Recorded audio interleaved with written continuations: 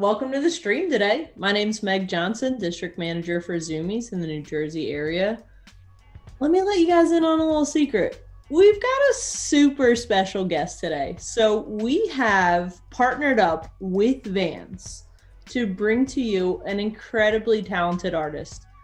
This individual is a fellow member of the LGBTQ plus community, Mich Miller.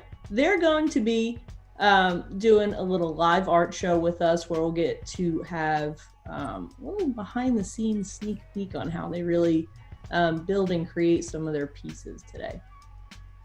But let's talk about some details. So first and foremost, I want you guys creating art with us today while you watch along, right? There's no fun if you're just watching us do it. We want to see your art. And we want you to submit it to the Zumiez Discord because we may or may not be giving away some free paintings at the end of this. I know Mich Miller is going to be giving away their piece at the end. And depending on how good mine turns out, I might be willing to share as well. And we're going to do a really special Q&A where we're going to be able to get inside Mitch's head quite a bit and really learn about them.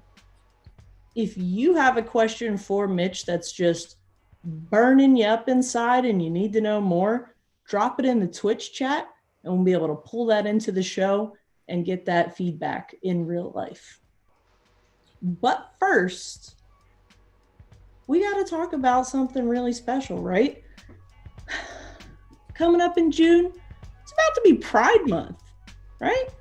And for me, I'm all about the rainbows, all about the parades, all about the fun, right? But it didn't start out like that, right? About 51 years ago, before I was even born, no, my mom was born already, but it was a long time ago. And in 1969, in June, that's why we have Pride Month in June, in New York City, there was just a total uproar, right? Everybody was pretty much at their boiling points in the LGBTQ plus community. We're over it. We want our rights. We want to be heard. We're sick of the hate. We're sick of the discrimination, right? And so at that point, a really brave group of individuals gathered it up and hit the streets. Some of you guys might know those marches and movements as the Stonewall uprisings, Stonewall riots. I really encourage you guys to check those out. I think we're going to share a few pictures of what those riots looked like. But as I said before, that was really the tipping point back in 1969 for the gay liberation movement. And is really considered one of the most important events in gay pride history, is where we really started to see some of these pride movements across the nation. So you learn something new every day. I honestly didn't know that until recently. And it felt a little silly. I'm like, maybe I should have done this research a little sooner, right? Which brings me to my next point. Vans, they do a great job every year of doing something special to really kick off Pride Month. And I want to show you guys what they've got in store for you this time around. So we have the Together as Ourselves collection.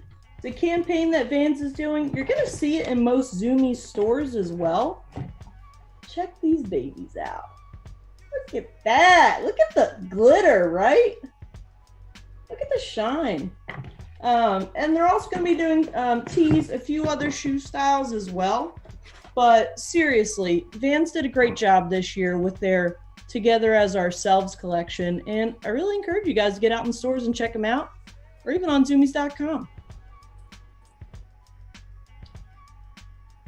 With all of that being said, we're going to take a really quick break, and then we're going to bring out the guest of honor, our friend Mich Miller. So guys, stay tuned. We'll be right back. Get your art supplies ready.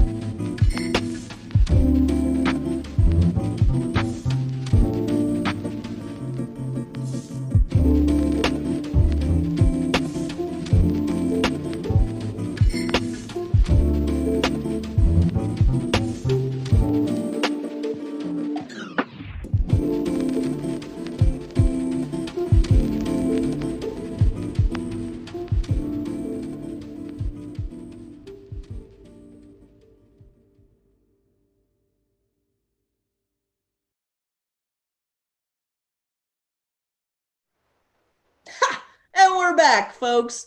I'm really excited to announce and introduce our very special guest, Vans ambassador, interdisciplinary artist of many mediums. They do painting, they do printmaking, they do design, they do installations, which I really want to take a selfie next to. We have Mich Miller. Mich, what's up? How you doing? You're based out of Los Angeles, right? How's it going over there?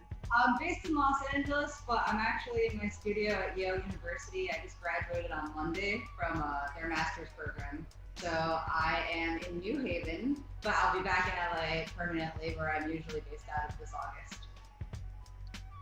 Dude, that's awesome. Well, first and foremost, congrats on graduating. I'm sure that's a huge weight off your back. Yeah, thank you so much. Congrats to all the graduates, high school, college, masters, all that of this year. It's been really enduring with the global pandemic, but we made it through together. So I'm really glad to be done. That's awesome. Yeah, I mean, school, graduating, all of that in a pandemic.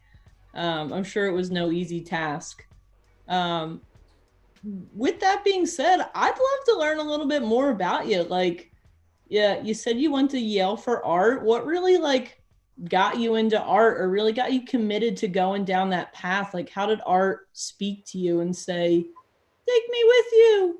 Totally. And while I talk about this, I'm going to start painting because time is of the essence. Yeah. Well, I got really into art in high school.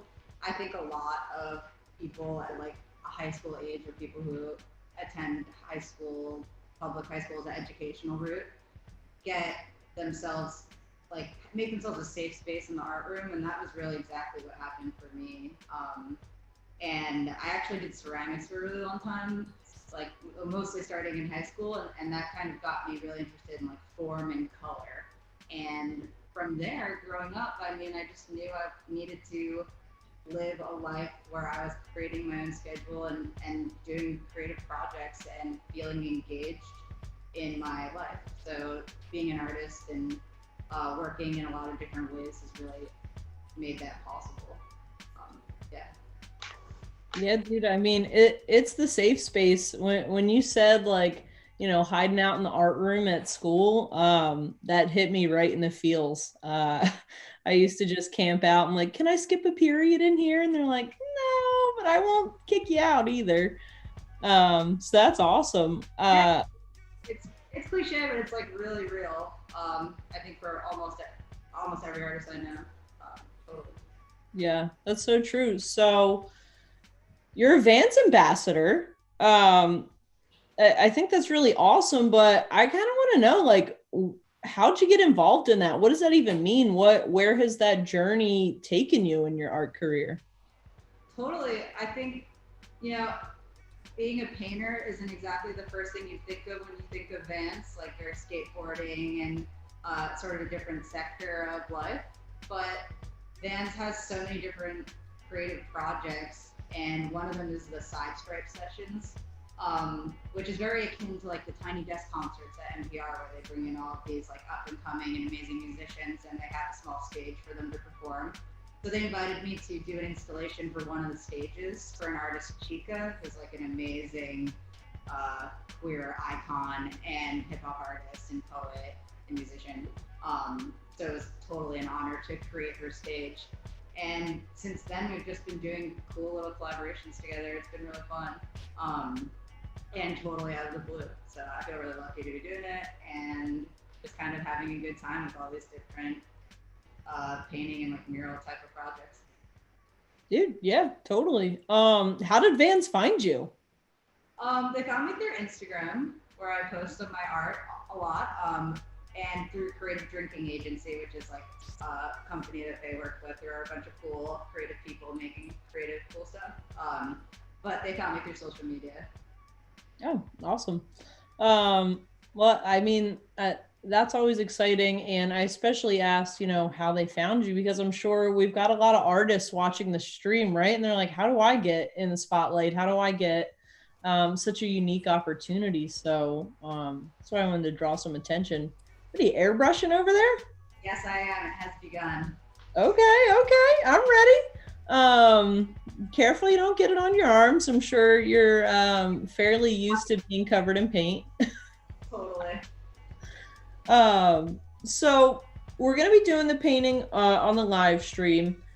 Is there some specific direction that you're going in, or is this kind of going to be a surprise we're going to find out later? Very much thinking about the rainbow symbol of pride as a color inspiration. But besides that, I'm going to let it unveil itself Okay. as we go. Okay.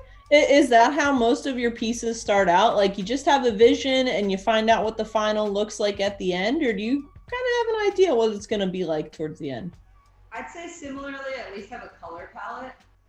Yeah. But I think for like most painters, it's kind of like you want to find this sweet spot between having a plan but being open to staying loose and responding to the painting. Or like surprise moments to happen. I mean, as an artist and like as a painter, the moments of surprise or the unexpected is, I think, is what you're A, searching for, and B, getting gratification out of like as a process. And the paint will kind of tell you what to do, and you usually already have a plan and it's not that, and then you have to decide, am I going to listen to the painting or am I going to go with the original plan?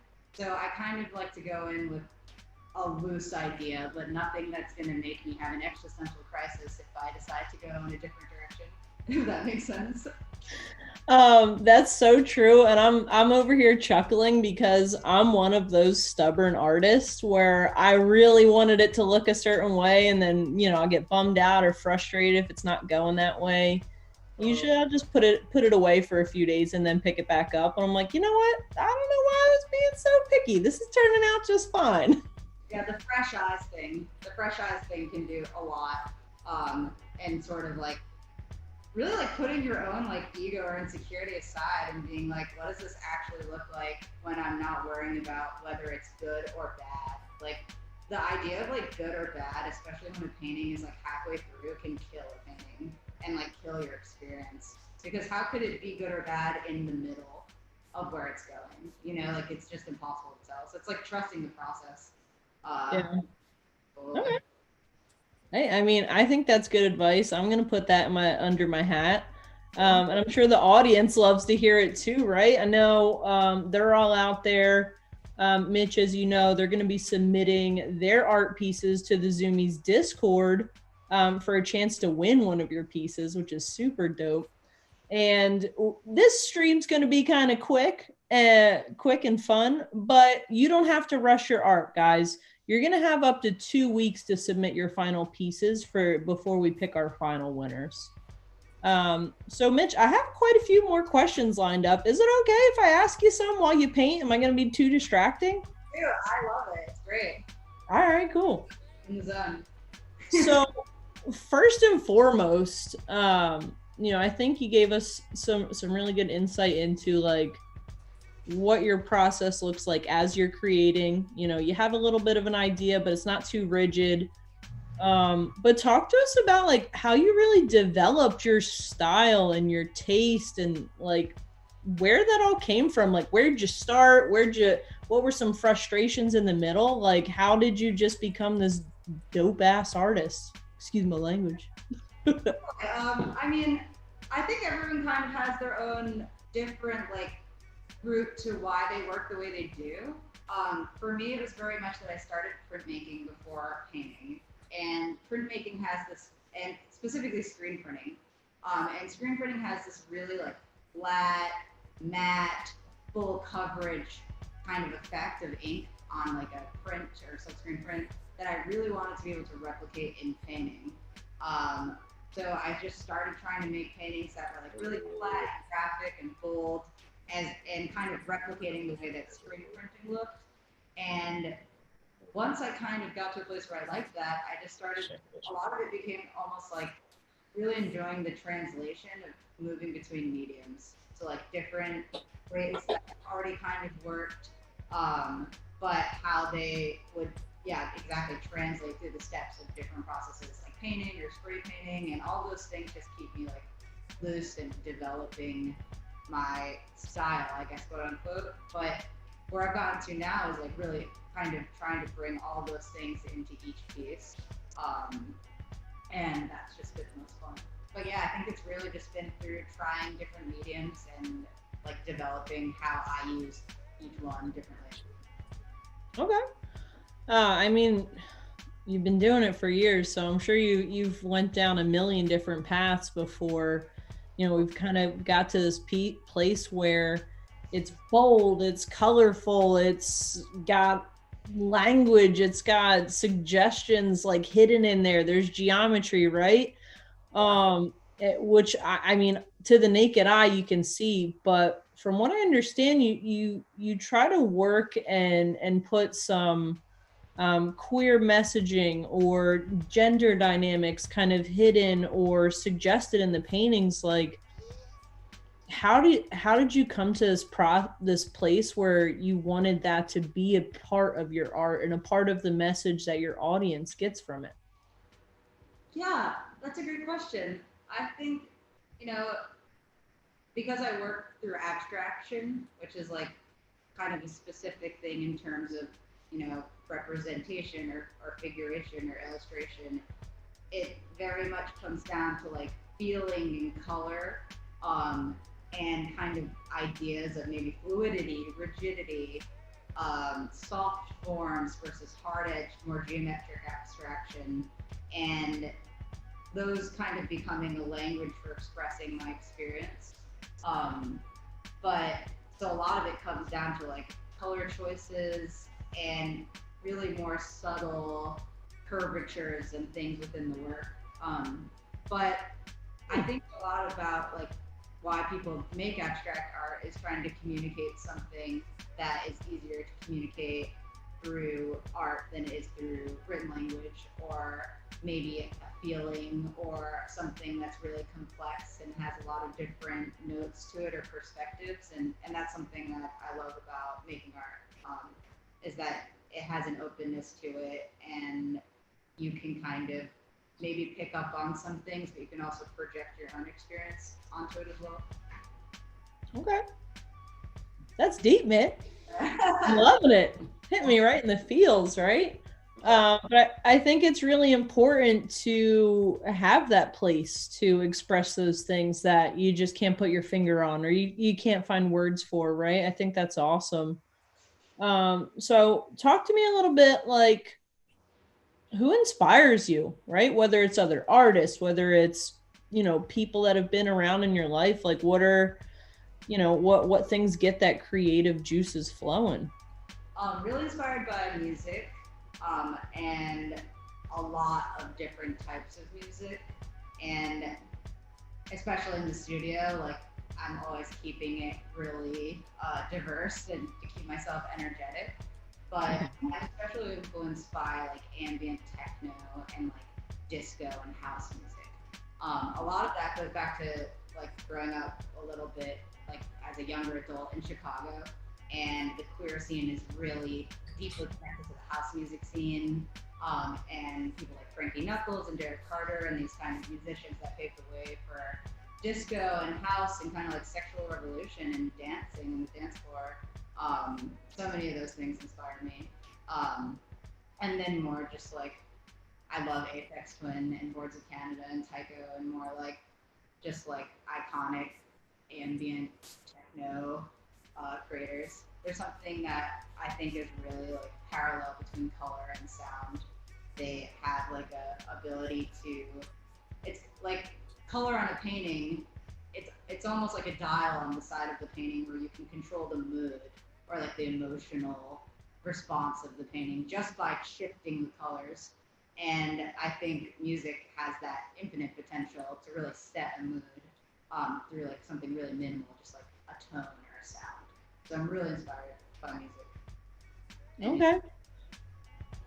So are we going to see some dance moves during this stream? Because I mean, if I could put some music on, maybe. Yeah, right. Like, I mean, just hearing like the music, the club scene in Chicago, right, where you're growing up, like dude, it just makes me miss the real world, and I'm so happy we're getting back to some sense of normalcy, right? Yeah.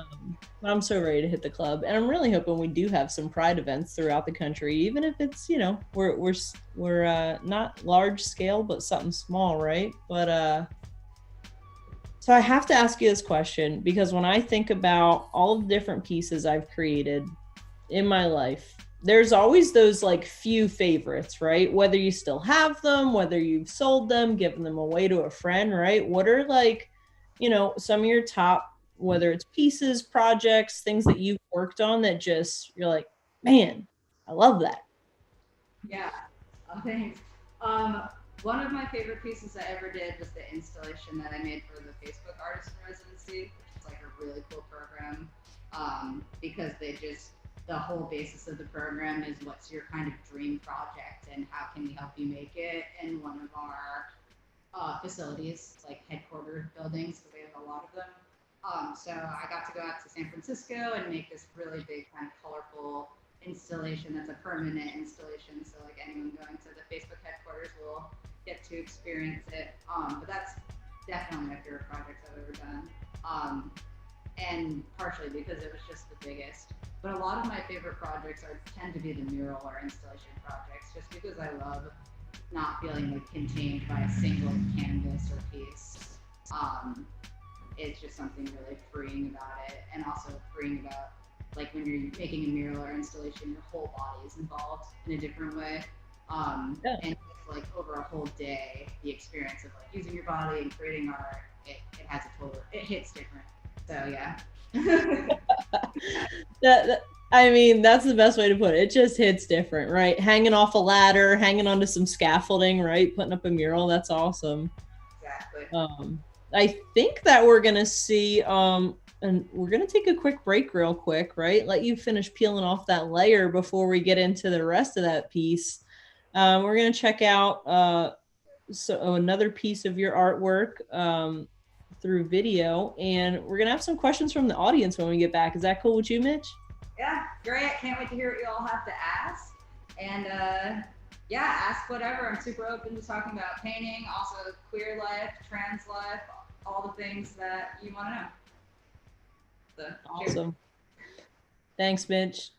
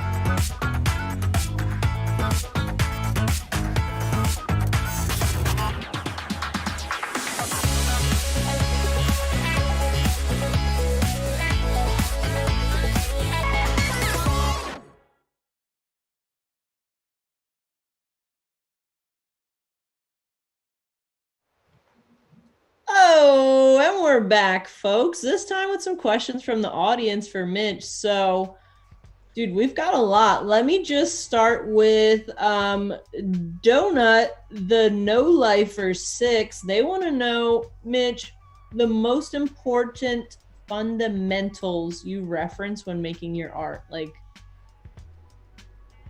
those fundamental things that you just can't live without. Fundamentals. Do you mean like materially, or could be, or technique, right? Or like rule of thumb. Yeah, I mean, I guess I'll relate back to kind of what I was saying before, which is I don't have to stick to the plan. I think that is something I go into every single piece with. Especially because there will be a lot of moments where I look back at a work in progress and realize I have taken it like way too far, or I wish I had stopped earlier and I kind of had that moment where I had that feeling, but I didn't.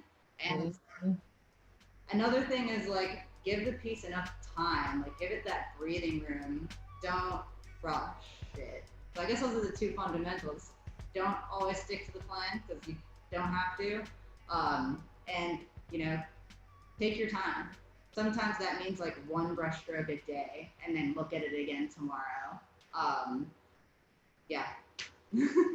Yeah, dude, when you said don't ruin it and keep adding stuff, again, hit me right in the feels because I'm totally guilty of doing that. Especially when I'm like, you know what? I think I want to add black. And that's where I always go wrong, right? Black is a powerful color. So is red. Yeah. Red speaks wisely. Ooh, just a little spill there. As Bob Ross would say, happy little accidents, right? That didn't destroy the painting, and for that we are grateful. Amen. Totally. So we have Happy Camper 1, 2, 3, 4, 5, 6, 7, 8. A lot of numbers, Happy Camper. I love it. They just want to know what inspires your daily life, like even just outside of art. What are things that keep you motivated, keep you inspired, and just keep you pushing through challenging times? 100% going outside. And I'm a big hiker, but I'm also a big skier. But I think for me, like in general, feeling connected to my body in a way that's empowering is really important for my mental health. And that involves setting routines like making sure I go outside and go on a hike at least 2 or 3 times a week, and like also like working out and eating healthy and all these things. Like you have to take care of your vessel to like keep making things for yourself and for other people, and you have to like give to yourself to give to the world. So it's really important for me to just be like maintaining a healthy connection with my physical body all the time, especially as like a trans person looking in the mirror like throughout a day. You can like see something different in reflection each time, like depending on your mood or how you're feeling or like about yourself. And the more I look in the mirror and I'm working out or like in the gym and seeing like the reflection of the person I want to be or I'm working towards, like the better my days go. So hopefully that helps answer your question. But it's really just like doing things that make me feel good about being me and then moving forward from there. Yeah, I mean that I think that's so important, and you've got to take care of yourself before you can even, be what somebody else might need you to be for them in their life. And I think that's really important to share, and I really appreciate you, opening up, hitting the feels, right? I, My astrological sign is a Cancer, so I really have no choice. Like I'm just so I'm not gonna say my astrological sign because we'll just lose all the viewers in the world. Because I'm a Scorpio. Sorry, guys. I love you though. very dark and brooding and creative and I don't know, fun to party with. Yeah, totally. That's awesome. So we have a question from Nerf Galexian. I hope they mean Nerf guns because I freaking love those things. They want to know: do you see any future for yourself teaching with art and getting involved with your community, perhaps? Absolutely. I've been teaching printmaking for a while now. I co-founded a printmaking studio in LA called the Print Shop LA, and most of there are workshops. But that's a big reason why I went back to get my master's degree because I love working with younger artists and queer people, and I love teaching. And I think that that's just like super feeds my soul, in the way that I need from any type of job. So yeah, definitely see myself teaching. And teaching can happen on so many levels. Like it really can be peer-to-peer, artist-to-artist, friend-to-friend. Like I think that I do a lot of teaching and learning outside of the institutional setting just by having artist friends. That's awesome. Is there any like particular? You said you work and teach some printmaking now. Is there like an ideal age group you'd love to work with in the future, or kind of open to just about anything? Like I think younger adults. Yeah. That's my ideal. Are like right out of high school, but not but I also love working with adult artists, so I'm really pretty open to anything. So we have another one from Summer Allen. They want to know, what's your favorite thing to do besides art? We heard a little bit about hiking for sure. Is there any other hobbies you've got? Yeah, I love I love a lot of different sports. I grew up like a sports switch before I found the art room. I tore my ACL when I was like 16 playing basketball on the JV basketball team at my public high school because it was like an off-season thing. I actually played like softball, but tore my ACL, and then because I had been a sports butch, I had to take the late bus home, and they couldn't switch it when I was injured, so I just hang out in the art room for hours, and that's kind of how I got into art. But yeah, I really love skiing. I really love playing soccer and just like finding sports groups for adults that I can join. Dude, yeah. So what was your position in softball is my next question. I did shortstop, and I also played first base and outfield. So I was So, pretty much. so all the action right there. Shortstop first, freaking most important people on the field, man. Uh, so I mean I would still play field hockey to this day. I'm the goalkeeper, and it's just something about being the last line of defense, right? Kicking them balls right back at them. I love it. Totally. The paint I'm using right now is it's basically shaving cream. So fun. Okay. It, did you mix that with like a medium, or is that a certain brand? Like molding paste if you've ever used it, but it's my favorite brand of like paint in the world besides gold. It's called McGuire paint.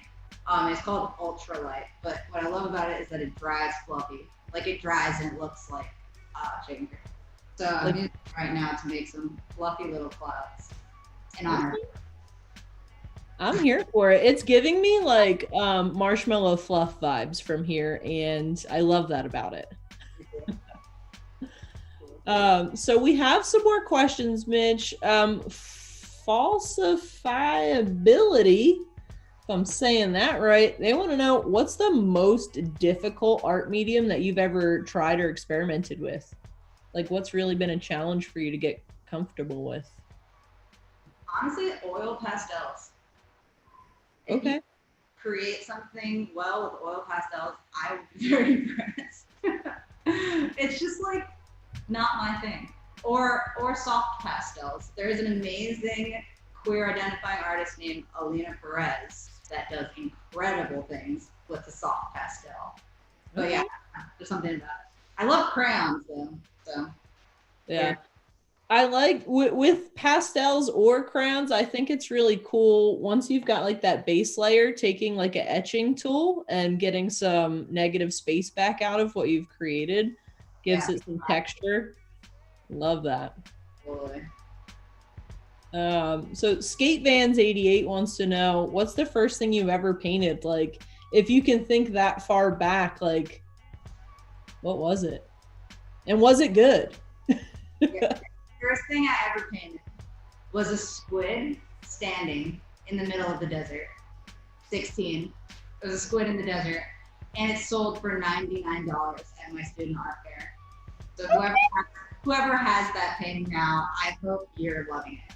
And if you do, please send me a picture because I would love to see what it actually looks like now. We want to see it in its natural habitat. Exactly. If someone still has that, is truly like my first painting. Okay, so squid in the desert. If I see it out in the wild, we'll definitely send you a picture. So we have a couple different questions coming in, kind of related to your scholastic art career, right? So we've got Tears with a 34 instead of an E and an A. I like your style. They want to know, was art something you really excelled in high school, or is it something that really developed afterwards? Because I think that's interesting to explore, because the first thing you try doesn't have to be the thing you're best at, right? So Yeah. how did you get into art in schooling? I would say absolutely no, it was not something that I felt like I excelled in. at least like, especially at a younger age, I think I had a lot of like exactly what I've been talking about not having, which is like a perfectionist way of trying to make work, and then like frustration. And I felt like I didn't necessarily feel like I got a ton of support from teachers growing up queer period, but like I always felt like I struggled at certain things in art when I was younger, and ultimately wanted to do it even more because of that, maybe. But yeah, it wasn't something that came to me. It really is something that it was a labor of love, really sticking with it, and kind of seeing where it could take me. So yeah, totally. Not an initially easy thing. Yeah. I mean, I think that's great to share, right? Like, some people just get stuff naturally, some people don't. But if if it really matters to you, like stick with it, try it out. Like, and in your case, you were saying it's kind of like I wanted to like prove them wrong. Love that aspect of it. Yeah. Awesome. Well, Mitch, I mean, we've got some marshmallow clouds. We've got a nice little spiral going on. Um,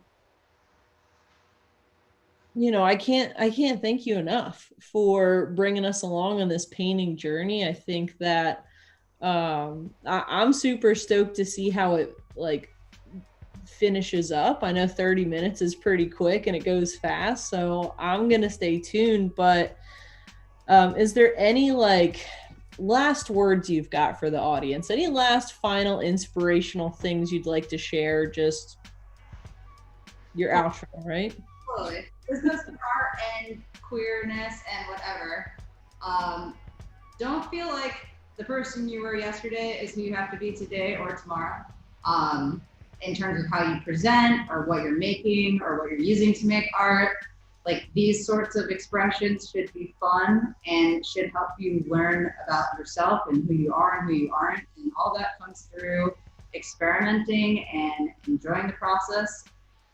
That's how I live my life, and I think it's a great way to be. So yeah, just trust the process and like make it fun for you.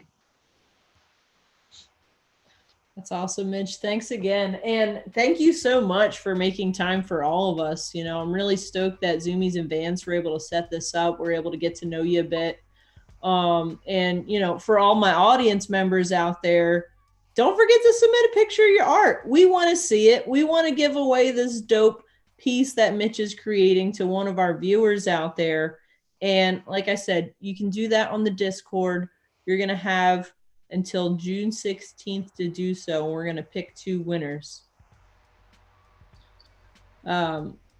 We also should have that link. If you're not in the Discord already, it's going to be in our Twitch chat as well. And you're going to see another link too. And that one's for feedback, right?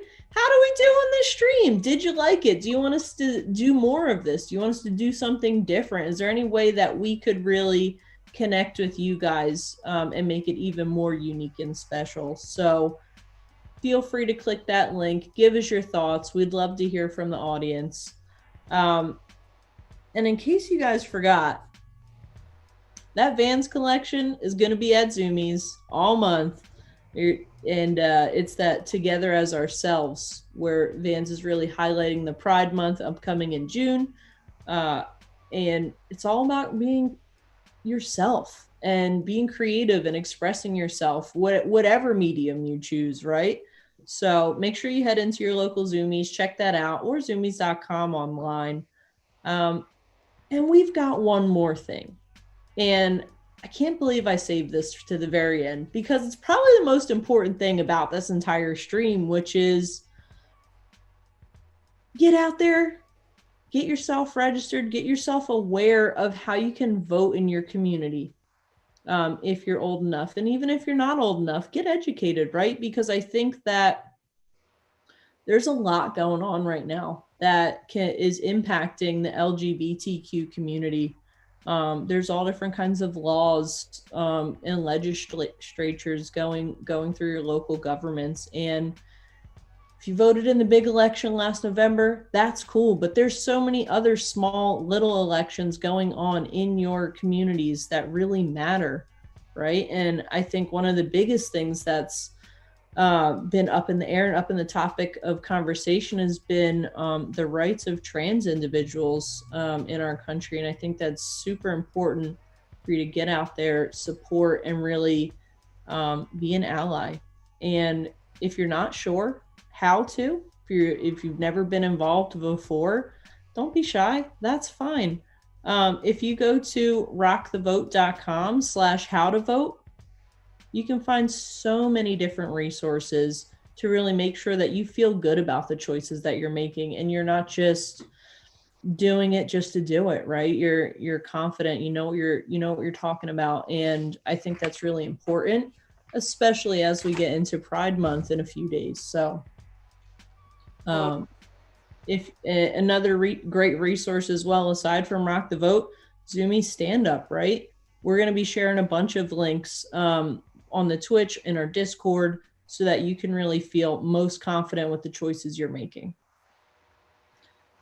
But last but not least, I've got to say thanks again, right? Thanks to Mich, thanks to Vans, thanks to Zumiez for putting this shindig on. And don't forget, your art is your voice. Be together as ourselves, be yourself, have fun being yourself, right? Stand up and keep voting, guys. Y'all have a good night.